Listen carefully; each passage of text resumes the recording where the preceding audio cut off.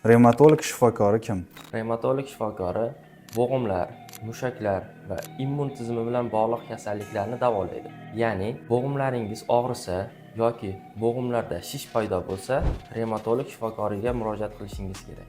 Revmatizm kasalligi qanday kasallik? Revmatizm, ya'ni revmatoidni artrit bu avtoimmun kasallik bo'lib, bunda tananing immun tizimi o'z bo'g'imlariga hujum qiladi.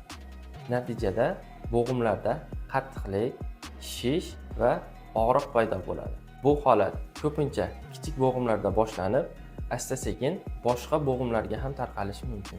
Revmatizm nasldan naslga o'tadimi? Bu kasallikda genetik moyillik bo'lishi mumkin, lekin 100% o'tadi degani emas.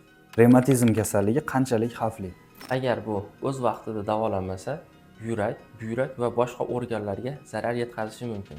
Shu sababdan dastlabki belgilarda revmatolog shifokoriga murojaat qilishingiz kerak. Artrit va artroz bularning farqi nimada?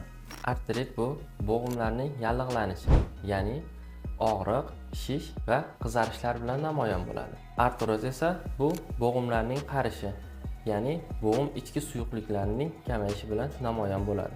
Bo'g'imlar sovuqdan og'riydimi va sababi nima? Ha, albatta, sovuq havo bo'g'imlarning qattiqlashishiga va qon aylanishining pasayishiga olib keladi. Shu sababdan bo'g'imlarda og'riq yuzaga kelishi mumkin. Qanday sport turlari bo'g'imlar uchun foydali? Suzish, piyoda yurish va velosiped haydash. Albatta, bular shifokor tavsiyasi bilan qilinishi kerak.